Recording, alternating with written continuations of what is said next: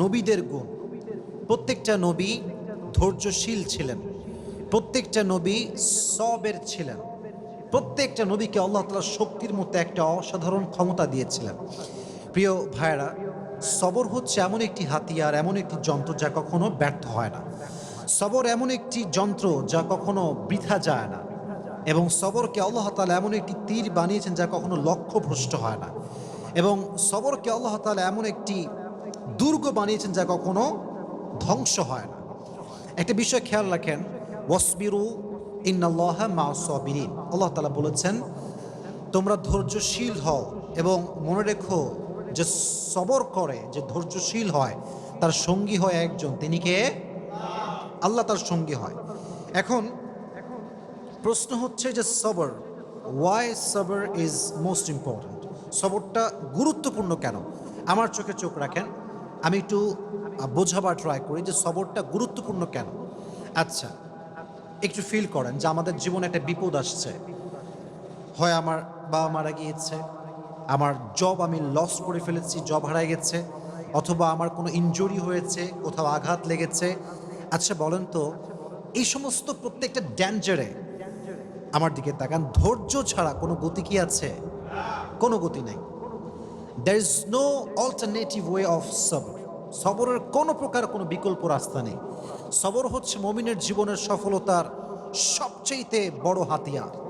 তবে আমি আজকে আলোচনাটা একটু লম্বা করব, এই জন্য সবর এটা মেয়েদের জন্য জরুরি, ছেলেদের জন্য জরুরি, সবার জন্য জরুরি। কারণ পরীক্ষা শুধুমাত্র ছেলেদের জীবনেই আসে না, মেয়েদের জীবনেও পরীক্ষা আছে না নাই? একজন মেয়ে যে বিয়ে করেছে, আব্বা আম্মার ঘর সংসার সব ছেড়ে আসছে, এসে দেখছে যার জন্য সব ছেড়ে আসছে সে তার মতো না, স্বামী খারাপ। এরকম মাঝে মাঝে হয় না? তো এই যে মেয়েটার শ্বশুর বাড়ি খারাপ, শাশুড়ি খারাপ, স্বামী খারাপ, তার জীবনেও সবরের দরকার আছে না নাই? আরেকজন মেয়েকে নিয়ে আপনি ভাবেন, যে মেয়েটা বিয়ে করেছে, জাস্ট মনে করেন 1 মাস হয়েছে, 1 মাস পরেই তার স্বামী মারা গিয়েছে, বিধবা হয়ে গিয়েছে। এই মেয়েটার জীবনও সবরের দরকার আছে না নাই? তার মানে লাইফের একটু গভীরভাবে ভাবলে বুঝবেন যে লাইফের প্রত্যেকটা স্টেপে স্টেপে ধৈর্যের বিকল্প কোনো রাস্তা হতে পারে। You must have to be patient in every kind of situation. You must have to be patient. যতটা কষ্ট আসুক না কেন, ধৈর্য আমরা হারাবো না। রাজি আছেন তো ইনশাআল্লাহ? আচ্ছা, আমি কোরআন থেকে কিছু এক্সাম্পল দিব ধৈর্য কাকে বলে, নবীদের ধৈর্য কেমন ছিল, এবং আমি হাদিস থেকেও কিছু এক্সাম্পল দিব যে কিভাবে আমরা ধৈর্যশীল হতে পারি। এবং মহিয়সী নারী যারা ছিল, যেমন আম্মাজান আয়েশা রাদিয়াল্লাহু তাআলা আনহা, এবং নবীজির ফার্স্ট ওয়াইফ যিনি ডিভোর্সি ছিলেন, তিনি হচ্ছেন খাদিজাতুল কুবরা রাদিয়াল্লাহু তাআলা আনহা, যাকে নবীজি বিয়ে করেছিলেন কত বছর বয়সে বলতে পারবেন? 40 বছর। কত বছর? তার জীবন থেকে আমরা সবরের শিক্ষা কেমন করে নিতে পারি? আয়েশা রাদিয়াল্লাহু তাআলা আনহার জীবন থেকে আমরা সবরের শিক্ষা কেমন করে নিতে পারি? আমরা এখান থেকেও শিক্ষা গ্রহণ করার ট্রাই করবো। সকলে বলেন ইনশাআল্লাহ। আচ্ছা, ফর অ্যান এক্সাম্পল, মনে করেন কেউ আপনাকে অপবাদ দিয়েছে, আপনি কাজটা করেন নাই, আপনি এই ক্রাইমটা করেন নাই, তাও মানুষ আপনাকে ব্লেম করছে।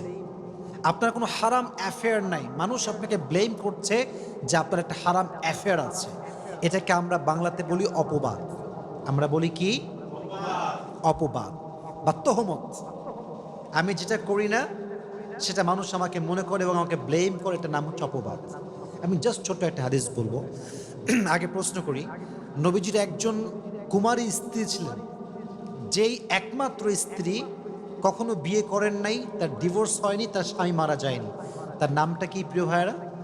আয়েশা রাদিয়াল্লাহু তাআলা আনহা। ছোট্ট একটা হাদিস শেয়ার করছি। নবীজির মোট স্ত্রী ছিল কয়জন বলেন তো? 11 জন। জোরে বলেন কয়জন? 11 জন। 11 জন স্ত্রীকে নবীজি ঘুরতে নিয়ে যেতেন। তবে এটা একটা সিস্টেম ছিল, লটারি সিস্টেম। নবীজি একটা বাক্সে সবার নাম লিখে রাখতেন, যার নামটা উঠতো তাকে নবীজি ঘুরতে নিয়ে যেতেন। সুবহানাল্লাহ পড়ে। ওটা অ্যামেজিং সিস্টেম। যার নাম উঠতো তাকে নবীজি নিয়ে ঘুরতে যেতেন। তো একবার নবীজি লটারি করলেন, একটু মনোযোগ দিয়ে শুনতে হবে। লটারি করার পরে আম্মা জানা আয়েশা রাদিয়াল্লাহু তাআলা আনহার নামটা লটারিতে উঠল। নবীজি ঘুরতে নিয়ে গেলেন। এটা একটু লম্বা স্টোরি।